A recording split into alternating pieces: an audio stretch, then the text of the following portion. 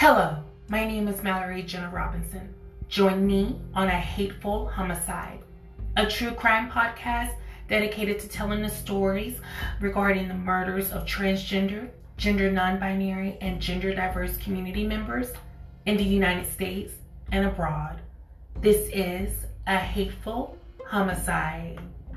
911, what's your emergency? Yeah.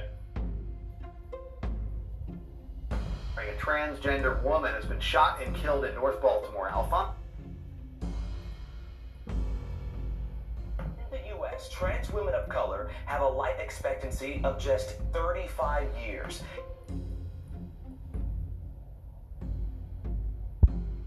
This happens on a daily.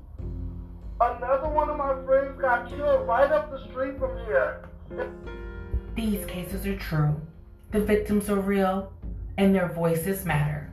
This is A Hateful Homicide.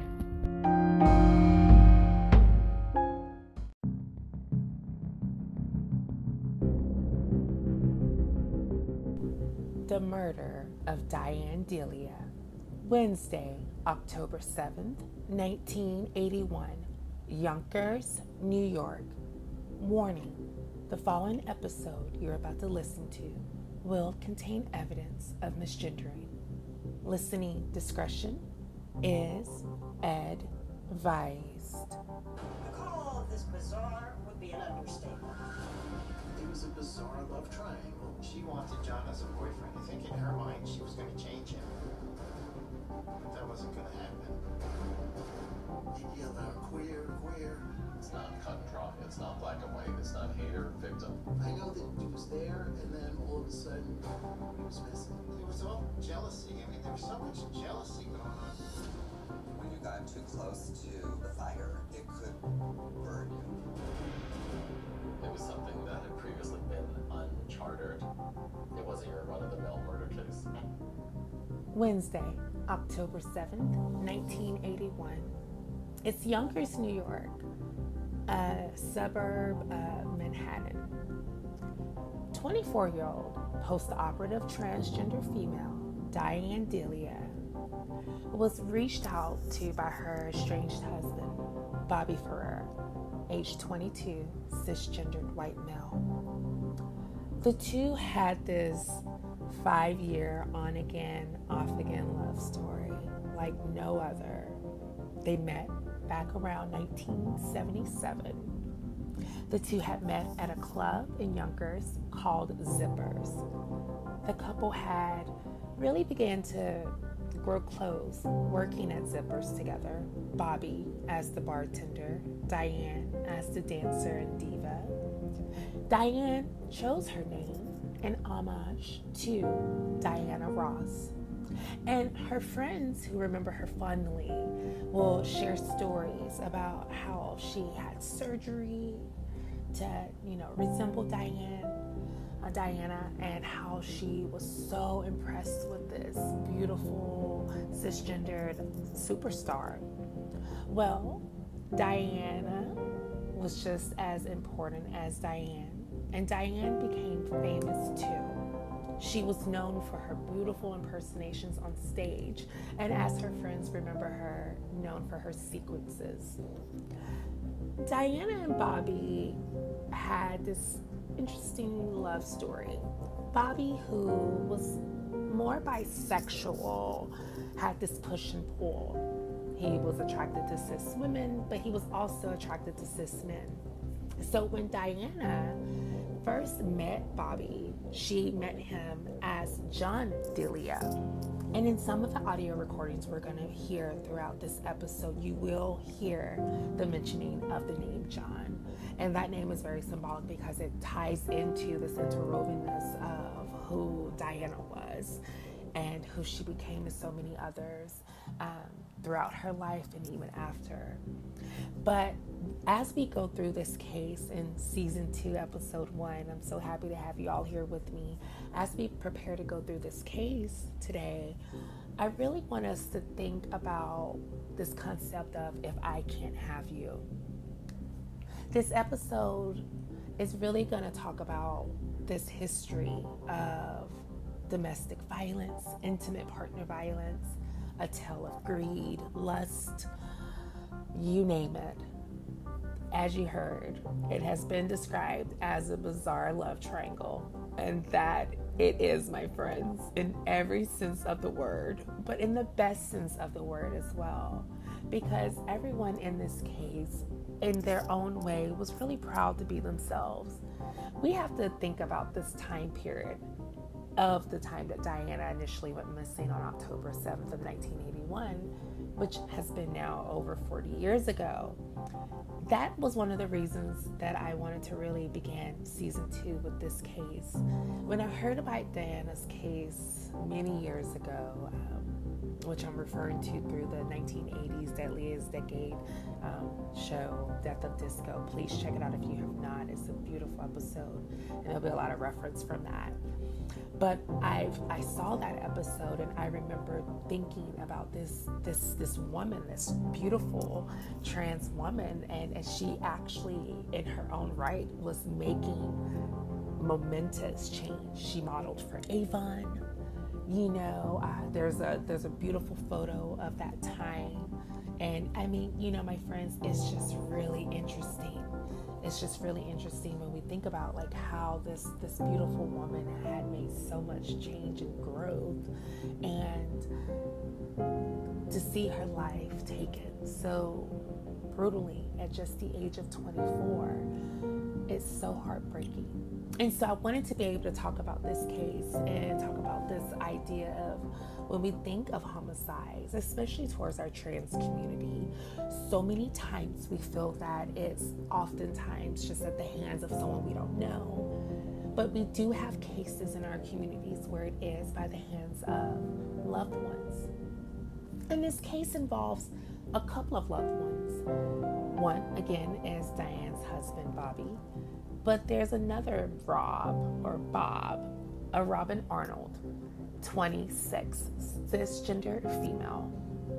She came from a wealthy family out of Manhattan and met John at that time in 1979. So this was a couple of years after Diane and Bobby had met. But at that time, she had initially met Diane as John. And when she did, the two had began a friendship. And that friendship then led to a relationship. The reason why they formed a romantic relationship, you may be wondering, is because around the earlier part of 1979, March, Bobby was arrested, and he was arrested for going AWOL. Bobby Ferrara was a member of the U.S. Navy, and he had fled California, where he was stationed, and returned to New York and began working at Zippers, which is where he met Diane. And then he was then recaptured and arrested, and then later dishonorably discharged. And, you know, we're going to talk a little bit about that too, right? Military and mental health and just all of these different things, right? Because we have to look at this time period. There was Vietnam, which Bobby went in there around 1975 into the U.S. Navy. So there's this whole, you know, piece of those triggers and those traumas. And then he was also bisexual. So we're going to think of all these different pieces that are going to come together, you know, and how all of this was a recipe for, you know, this hateful homicide of Diane Delia. And it's just really heartbreaking. But let's dive a little bit more into the specifics of what happened on the night of October 7th, 1981. Well, it was a typical night. Diane had been married to Bobby at that time for probably about 2 months, give or take. The two had initially had a beautiful marriage, and it was going well. But then Bobby's bisexuality, by curiosity maybe, led to him wanting to be back with cis men. So Diana, at this point, who had undergone gender reassignment surgery back in November of 1980, to be quite honest, because of Robyn Arnold, who was very wealthy and was able to provide that financial resource. And then also gave Bobby money as well to pay for the engagement ring and wedding ring. So when we think about this case, we see how everyone just involves themselves so much into the life of Diane. Not only did she have this surgery that Robyn paid for, but then Bobby marries her. And so this should be a joyous time for Diane. She should be at the happiest of her life. Married, she's, had her gender reassignment surgery. There's so much hope for the future. And then on October 7th of 1981, she disappears. She goes out and meets with Bobby. The two wanted to talk about their marriage. They had been having some issues, and that resulted in initially Diane going to stay with Robyn. The two had been rooming together, especially when they were engaged from 1980, early 1980, February 1980, until about that October of 1980, which is when Bobby returned. And so what we have happen here is that this beautiful young woman who has went missing, she's going to meet her estranged husband. She's staying with his, with their friend Robyn. And as a result of this,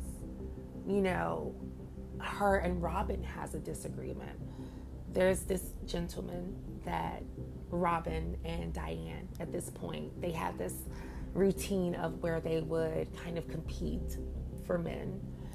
And on this particular night, Vincent was the gentleman that night in September of 1981, just a couple of weeks before Diane went missing. And there was a party, and both Robyn and Diane was competing for this attention, and Robyn ultimately made a statement of, "My vagina is real, Diane's isn't."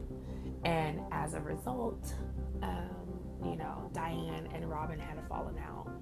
Diane did turn to, another woman, cisgendered woman, and that infuriated Robyn, because Robyn, in her mind, right, this wealthy cisgendered female of privilege, felt that she had not only paid for Diane's, gender reassignment surgery, she had accepted Diane, helped her with her female impersonation performances and drag performances. She definitely endorsed that, bought costumes, as we're going to hear more about this case. And so for Diane to then get involved with another cisgendered woman sexually or in any other way really infuriated Robyn. So not only do you have Diane, who is involved with cis men and cis women, right? So this is upsetting her husband, Bobby, who's upset about the fact that she's with cis men, other men. And then you have her best friend, Robyn, who's now upset about the fact that not only are they still competing for cis men themselves, but then now Diane has had this sexual encounter on Robyn's couch with a cis woman. And so by October 7th of 1981, by that Wednesday night, both Robyn and Bobby wanted to talk to Diana. Diane had moved out of Robyn's after that incident, and she had moved in with a good friend of hers by the name of Gary. And you'll hear Gary speak fondly of Diane. He also does refer to Diane as John in some of the audio as well, just on those memories before Diane became Diane. And so you see this fondness and this loveliness, but that is where Diane was staying on the night of October 7th, 1981, when she received that phone call to Gary's apartment from Bobby saying, "Hey, we need to talk. We need to figure out what's going on with our marriage." Bobby felt that his marriage was pretty much falling apart. He didn't want to lose Diane. Robyn didn't want to lose Diane. So the goal was, the intention, according to Bobby, which is what he told Diane, who told Gary before she left, was they were going to all try to talk it out, figure out how to move forward. And ultimately for Diane, that was moving forward without them. She felt that both of them were smothering her. She felt that both of them wanted to control her.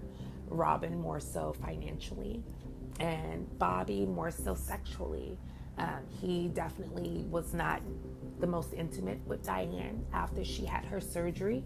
And so this beautiful young trans woman who's had this gender reassignment surgery, who has these needs of her own, is not getting them met by her husband. And so then unfortunately this leads to this pivotal point of her turning to other men because her husband doesn't want her in that way, but he didn't want her with anyone else.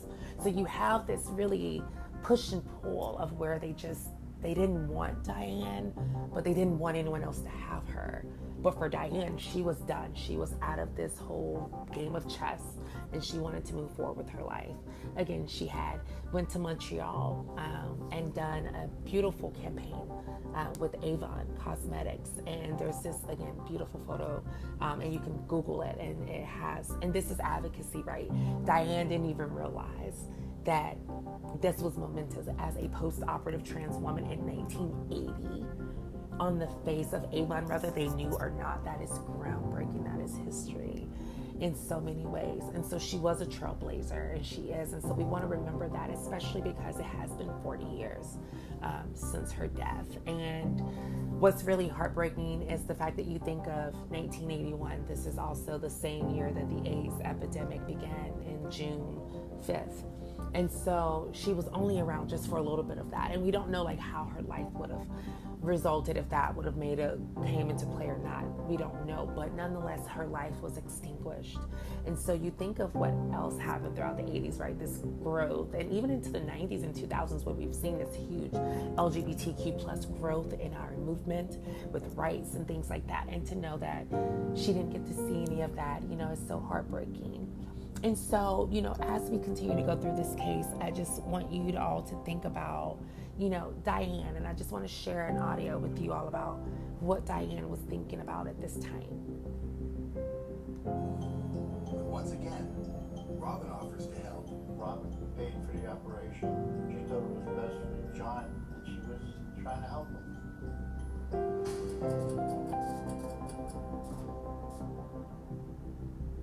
After the grueling surgery and a few weeks of recovery, John returns from the hospital, changed.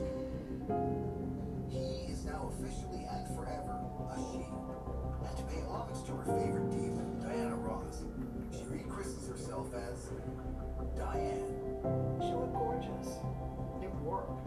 It worked for him. He was really attractive. At this point now, Diane was ecstatic with her new surgery, her lady parts. She was so proud of it, very proud of it. Diane finds new confidence and work in her new skin.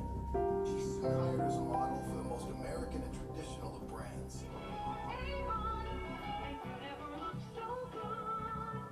Diane did one advertisement for Avon, and Diane was standing there looking absolutely fantastic.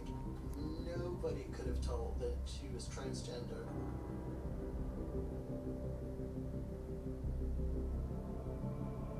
Diane is just as glowing when in August 1981, she and Bobby tie the knot as husband and wife. Right by their side, as always, is Robyn, who even helps Bobby buy the ring. She gave Robyn $1,400 to buy an engagement ring. Diane always said, I'm going to marry him someday, no matter what I have to do. He did it. And the new couple moves in together. But marital bliss does not last long. Not even 2 months later, when the honeymoon phase wears off, Diane and Bobby begin bickering again. I think they both thought by John becoming Diane, it would fix everything, but it didn't. Sexual relations was their biggest problem, because Bob decided he wasn't finding her as attractive physically, wasn't piquing his interest, shall we say, and he started to look at guys again. Diane is crushed. She acts out, and he retaliates. They would start doing things like playing up to other people to make each other jealous. Diane would play up to other guys. Bob would do the same. They'd have an argument about it. One would storm off, usually Bob. That's when the relationship started to deteriorate. As her relationship with Bobby falls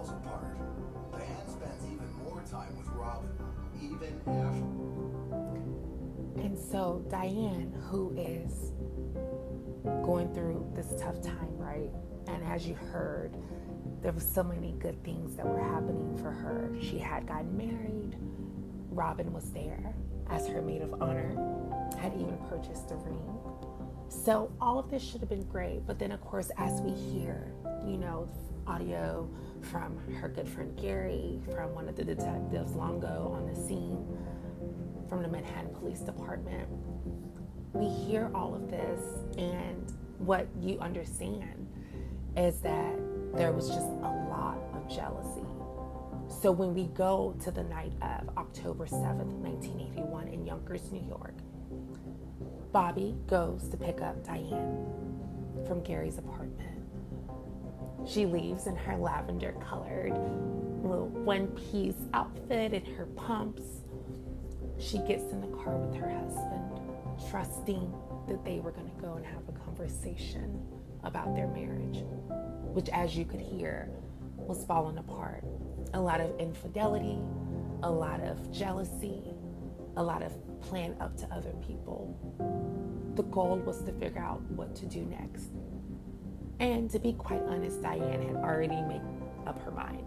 She was going to leave Bobby again and Robyn for good.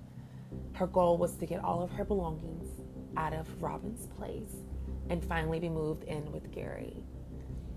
Well, Diane and Bobby drive out of Yonkers over to the Hudson River.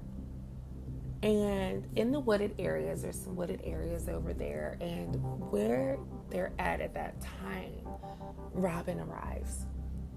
And she and Bobby and Diane are all walking, and they tell her that, there's something that we want you to see. There's something that you need to see, and we think you'll like it. Well, Diana, who is just absolutely brilliant and beautiful and trusting of her best friend and her husband, though estranged, and though there's these tensions at play,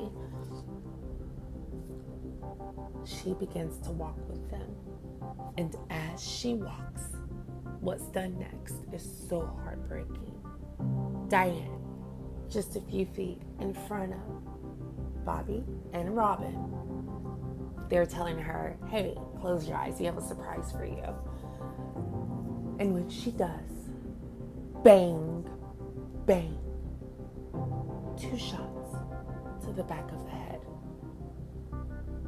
According to Bobby Ferrara, the 2 initial shots were done by Robyn Arnold. And then, according to him, he wanted to put Diane out of her misery. The body was twitching, and as a result, he put 2 more bullets in her head. Diane was dead at 11:50 p.m. Eastern Standard Time on October 7th, 1981. Bobby and Robyn left Diane's body in the wooded area. It was wrapped in this yellow blanket, and Diane had just gotten a tattoo 6 months ago of this beautiful Bugs Bunny, which was one of her favorite cartoon characters. And so, we're going to fast forward to October 28th of 1981, where they then go back to the woods, and there they take the body and throw it into the Hudson. And within a week after that, the first week of November 6th, 1981, her body is discovered floating in the Hudson River, mummified. And the only point of identification, recognizable feature, was that Bugs Bunny tattoo. Well, we're going to go backwards again. We're going to go back to October 8th of 1981, that Thursday. Diane didn't show up to meet with Gary. And initially, Diane, who was known for, kind of taking off and having time to herself, no one really thought much of it. She was known for wanting to get attention and she would take off and take time for herself. And as a result, they didn't report her missing initially. And so for several days, no one really puts any pieces together that Diane, unfortunately, who is now deceased, is even missing.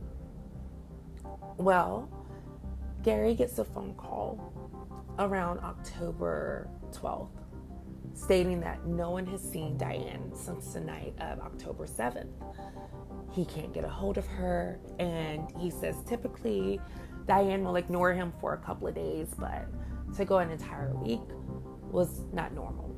And Diane's parents, Bruno and Angelina Delia, who she was close with her mother, Angelina, but she wasn't as close with her father, Bruno, because remember, this is the late 70s, early 80s, and so her father wasn't quite accepting, but nonetheless, they still had some form of a relationship, so much to the point where, you know, her father would speak at her trial later on. But Bobby and Robyn and Gary all reached out to Diane's parents and her brother to see if they had been able to locate her. And her mother in particular felt that, yeah, this was not usual. Normally 3 days tops, but a whole week, and now going into a second week, it was time to report her missing. And that is what's done on October 28th of 1981. So Robyn reports her missing as a former fiance, you know, of Diane, a former lover, best friend, maid of honor, her husband, Bobby. They both go in, report her missing. And around that same time, you know, they're also putting her body into the Hudson River. And then fast forward to November 6th, of 1981, when her body is discovered wrapped up in that yellow blanket, and the only recognizable feature is that Bugs Bunny tattoo. It was really heartbreaking. Detectives knew this was a murder. It was evident, the gunshots. But as Diane's body was brought in for autopsy, the coroner realized that Diane was post-operative. Initially assumed cisgendered because of the fact that she had gender reassignment surgery.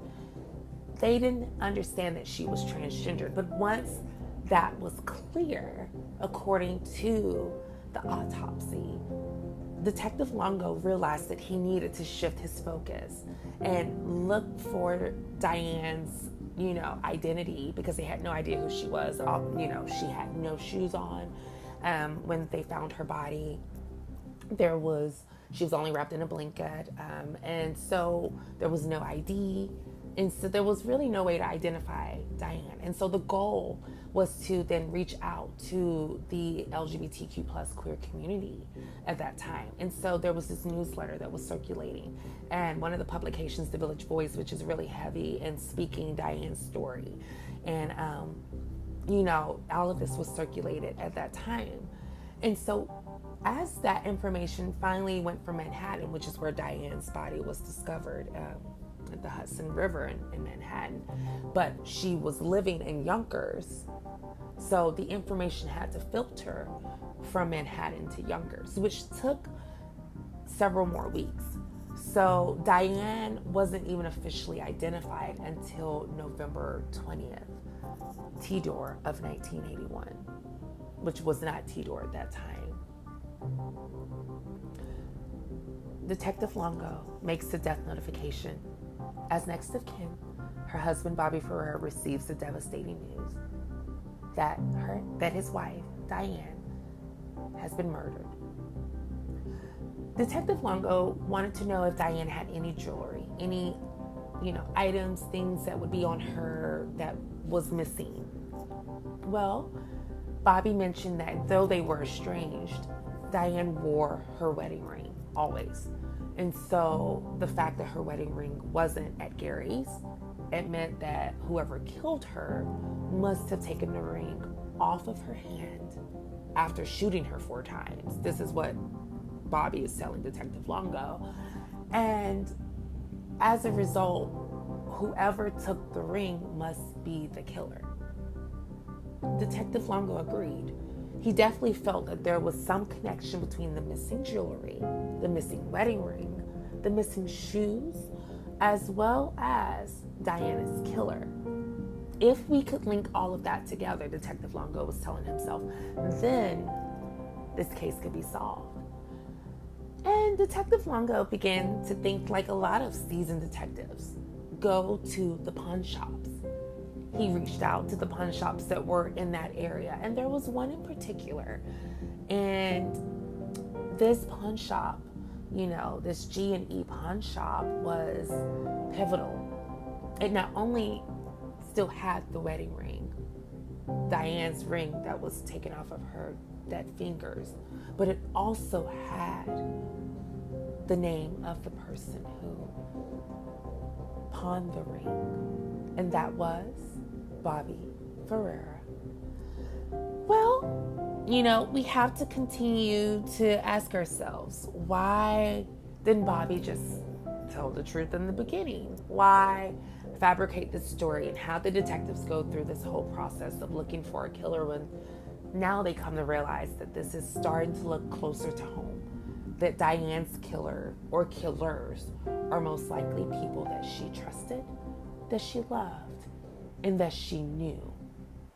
Well, Diane definitely was an outspoken, woman, and feisty, and described as lovable and fun and, compulsive. She would go and do, random things, and she was known for, evoking emotions.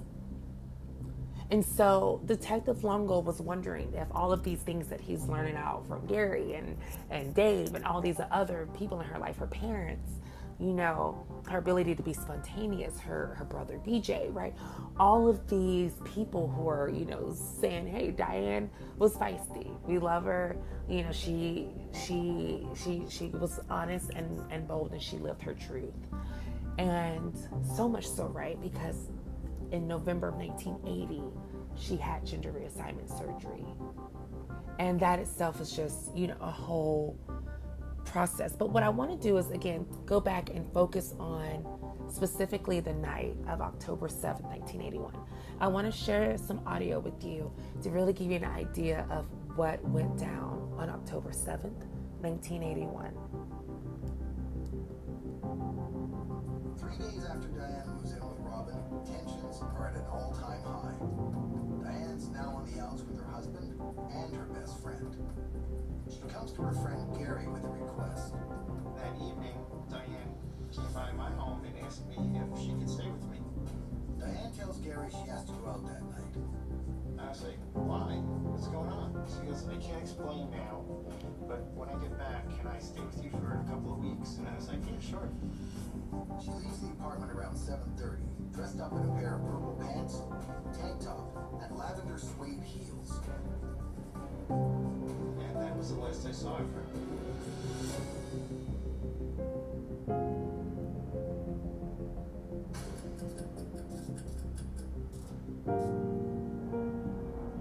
It's been 3 weeks since Diane Delia was last seen leaving her friend Gary Santisario's apartment. New York City police from the 10th precinct respond to an emergency call. The patrol sergeant had called the precinct and requested detectives respond to 28th Street in Hudson River. A body was found floating in the Hudson River. Detective Donald Longo arrives at the scene to investigate. The body had just been removed from the water, and he wanted help with the search and the examination. The body was out of the water, wrapped in a blanket.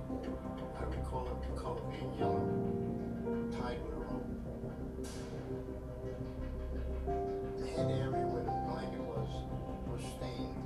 Apparently she had head wounds somewhere.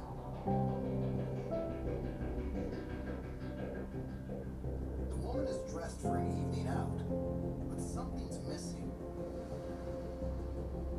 She had no shoes, no jewelry, no wallet, no identification at all.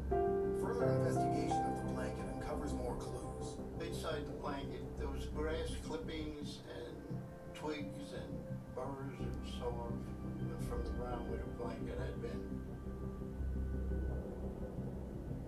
The presence of the twigs and grass clippings suggests the killing happened in a wooded area.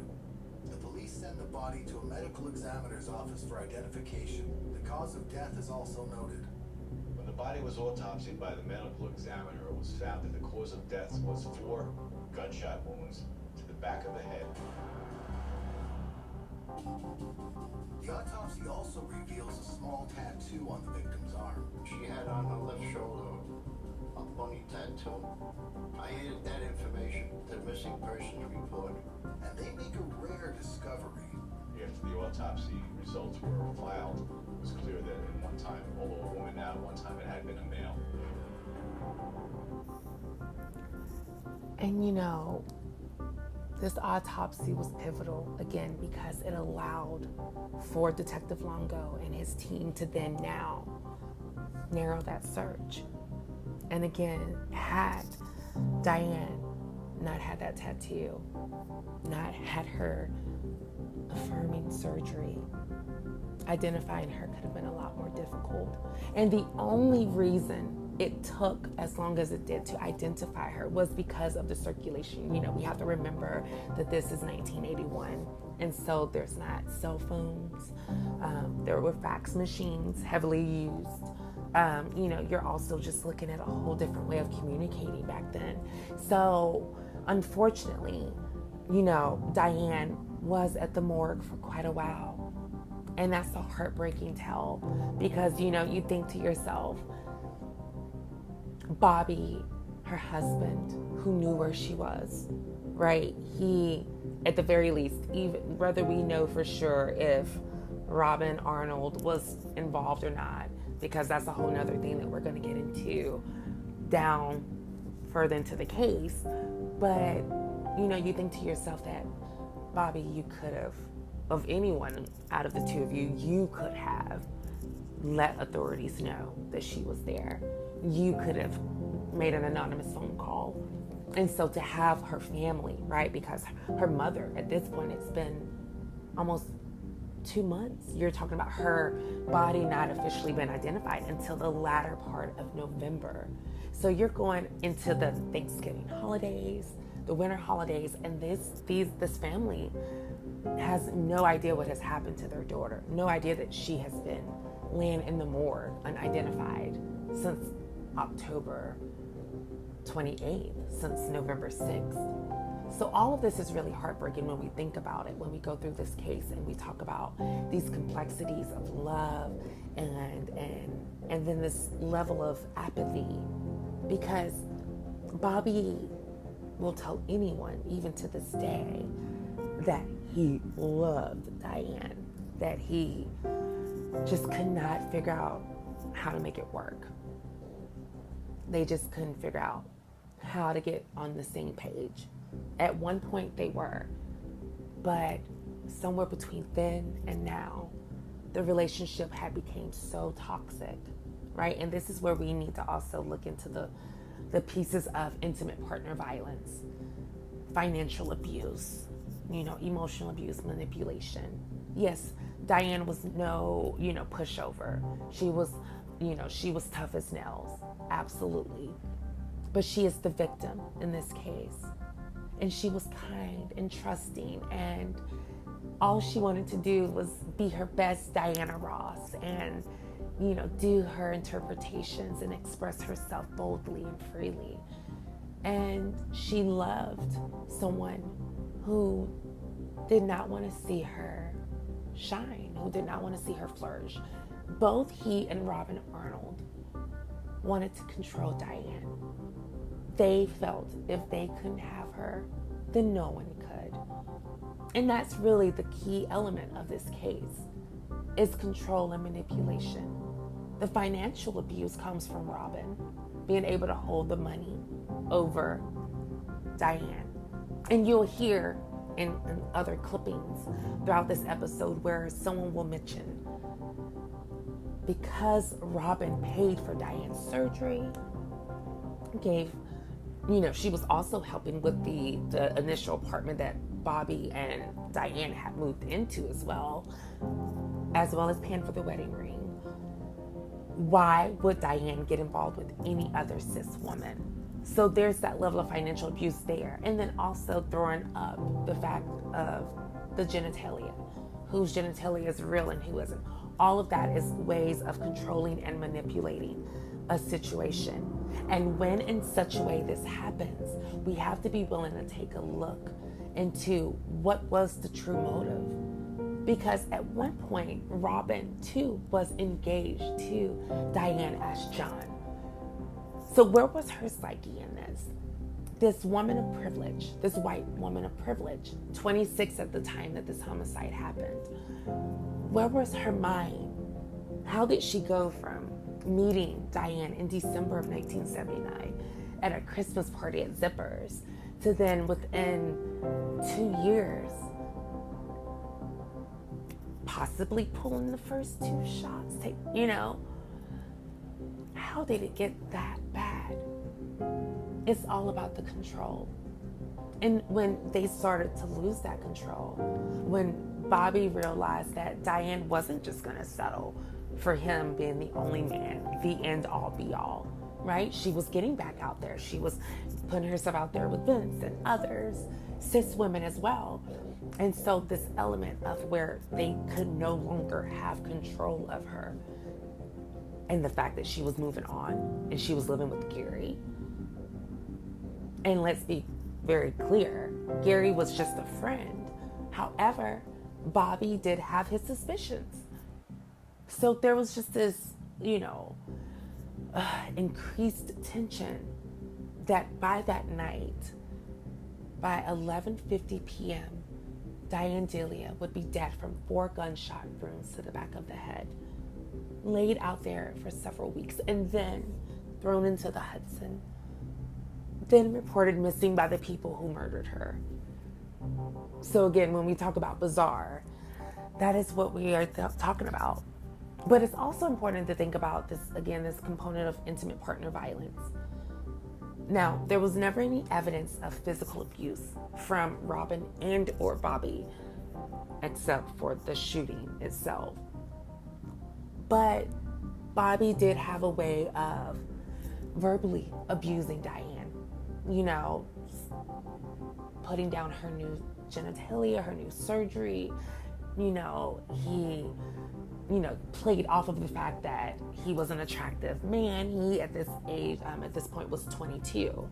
So you had Robyn, who's 26, Diane, who's 24, Bobby, who's 22, and in 1981. So you have these young 20-somethings, New Yorkers, who are all just dealing with their own stuff, right? You have to look at the AIDS epidemic beginning. Bobby, who is coming from, the Vietnam piece. He joined the U.S. Navy around the latter part of the closing of the Vietnam War. And so then he has those triggers and those traumas, and he goes AWOL, and he meets, Diane, and they have this tumultuous affair, and then he gets arrested. And so there's been this just kind of quickness, right, with the moving of everything, that I think by 1981, by the time Diane had her surgery, she had experienced married life and even the complexities of that. And then also just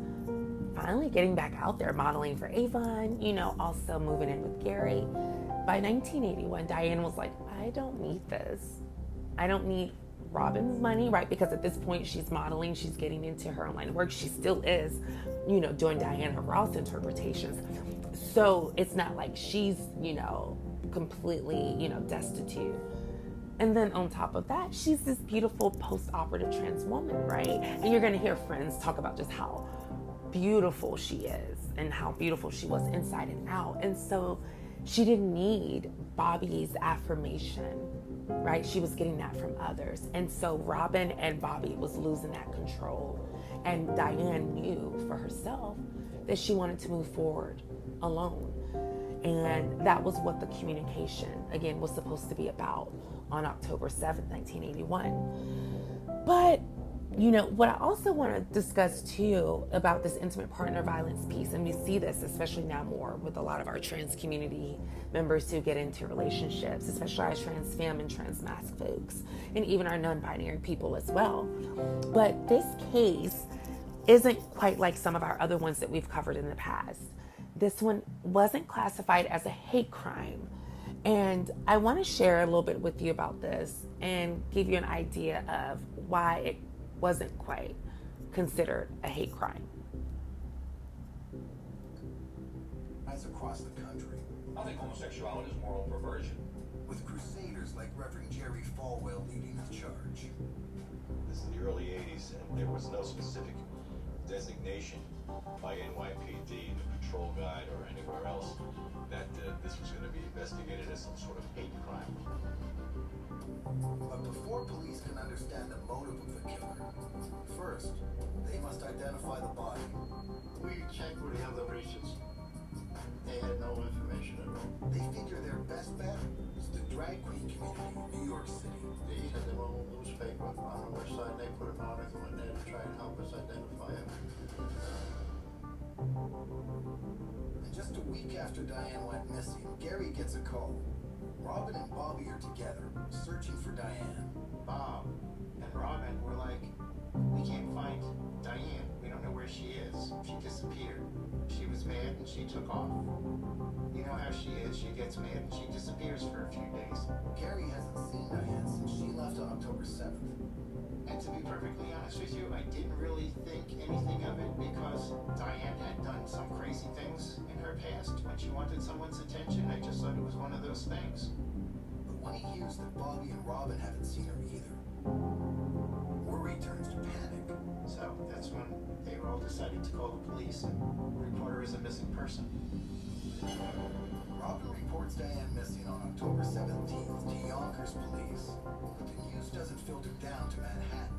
Nobody knows where to look for her. We'd all go to Robyn's apartment and hang out, and we just sat there and waited patiently. Weeks pass before Diane's worried friends hear any news.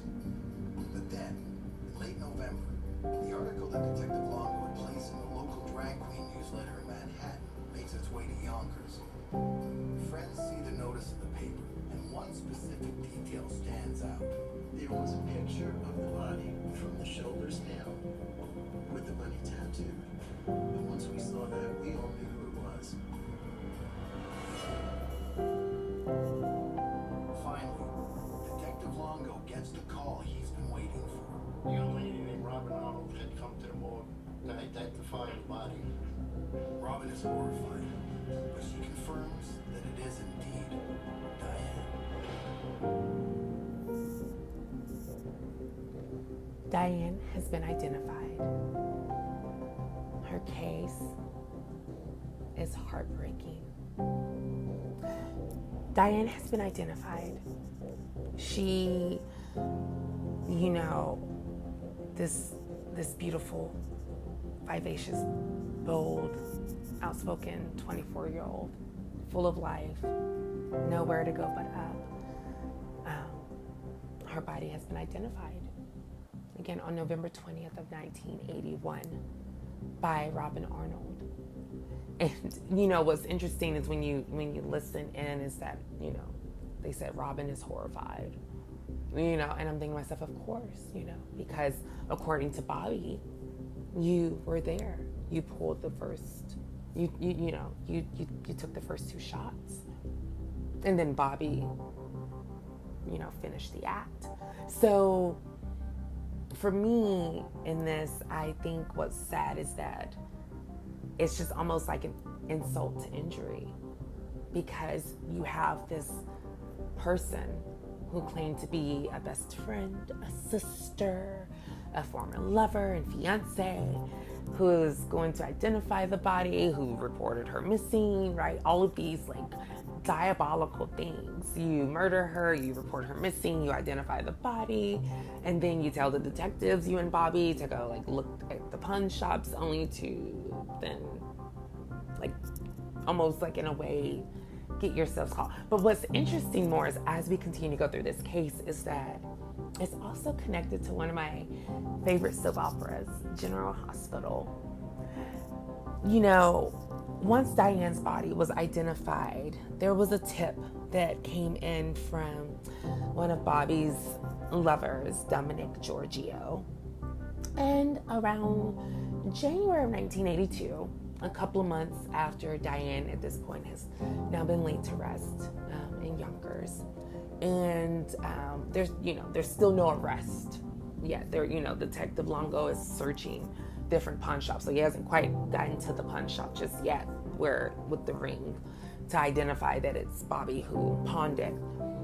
And so before that happens, Dominic Giorgio goes to the Manhattan precinct and tells them that he was in the apartment with Robyn and Bobby, and he hears Robyn tell Bobby that she killed Diane.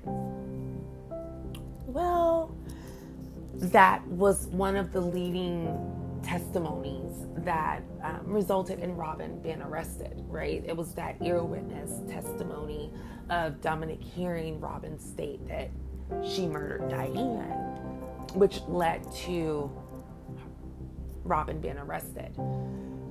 But another piece that came from Dominic was him getting Bobby to write a confession letter to give to the detectives.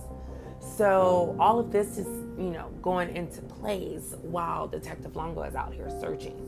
And all of it's going to meet in the middle where Detective Longo is going to be able to present the ring, right? And really put this in Bobby's face. And then have this confession letter that Dominic Giorgio gives the detective. So all of this evidence is going to start coming in around January of 1982. And so what you see happen is that, this case ultimately does go to trial because both Bobby and Robyn were arrested for second-degree murder. And when they were arrested for second-degree murder, they both got attorneys. Robyn had a high-priced attorney, one of the best in New York, and Bobby had a public defender. So the two angles presented by both attorneys, which both Robyn and Bobby went to trial together. Their trials were not separate. And that was intentional because according to Bobby and according to Dominic, both Robyn and Bobby were co-conspirators. So their trial should be at the same time. And so, as this is happening, you have Bobby's attorney who is stating that Robyn's this, wealthy heiress who was obsessed with first John, and then when John became Diane and got back with Bobby, out of fear of losing, Diane, Robyn decided to even immerse herself more into Diane's life by paying for the surgery, getting them an apartment, letting them move in. I mean, you name it, they all were like the Three Musketeers for quite a while. And then you also have, this inability to cope with the fact that Diane has now been with another cisgender woman other than Robyn. And according to Bobby's defense attorney and the prosecutors, that was the catalyst that led to Robyn being the first person to pull the trigger twice. Then you have Robyn's very high-priced attorney, and he shares his perspective of Bobby.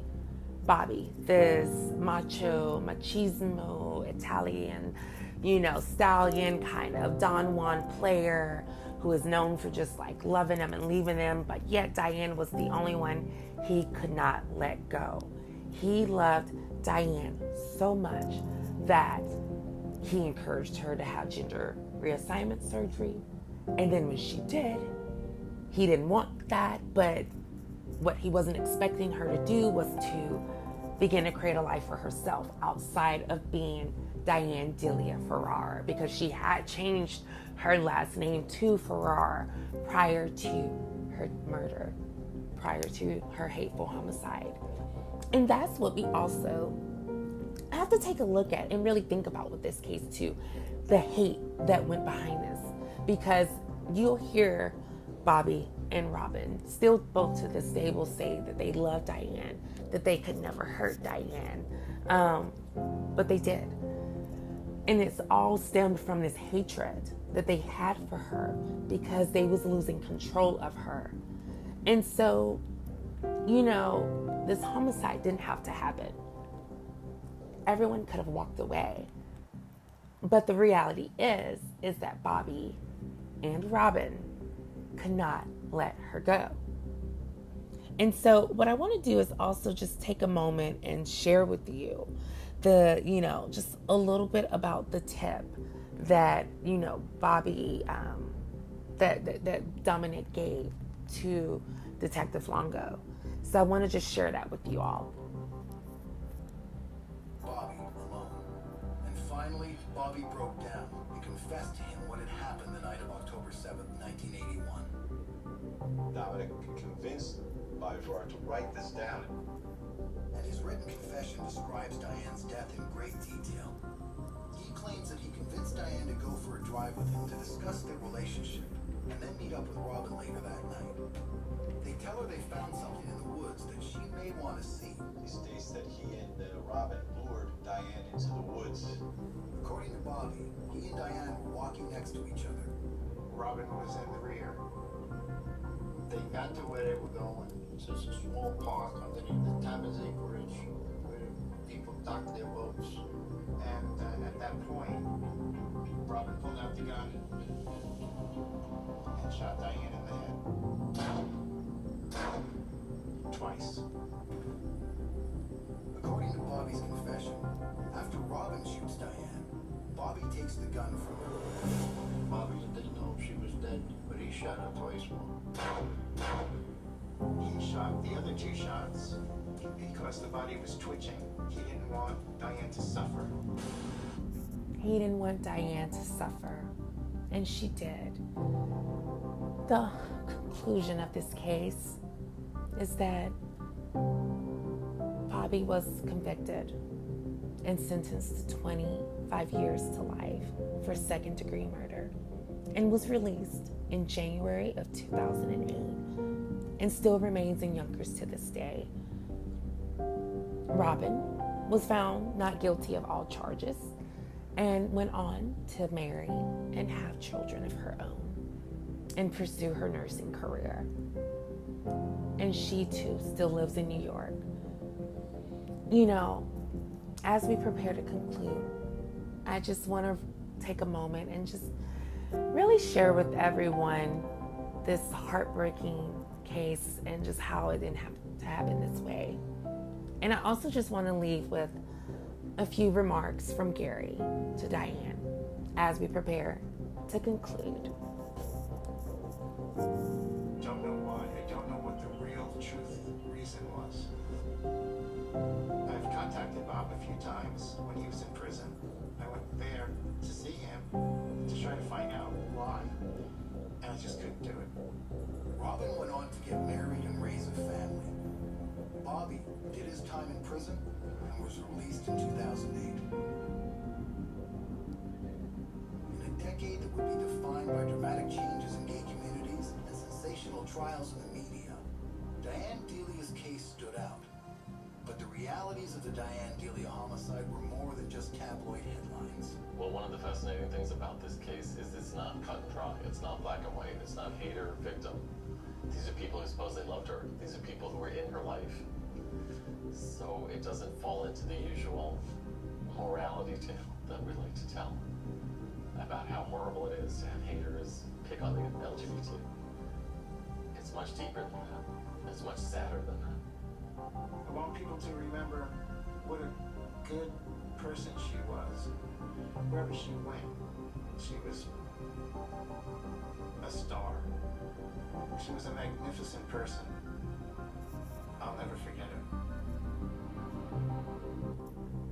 We remember you, Diane Delia, born April 15th, 1957, and died October 7th, 1981.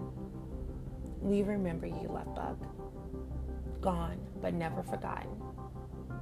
Yesterday, today, tomorrow, forever, and always. Thank you all so much for tuning in to season 2 of A Hateful Homicide. My name is Mallory Jenna Robinson. Please follow us on Instagram at MalloryJenna90 and also at A Hateful Homicide. You can also listen on Spotify, Apple Podcasts, and other platforms alike. Again, stay tuned for another episode of A Hateful Homicide next Saturday at 12 p.m. Pacific Standard Time. Thank you and have a great day.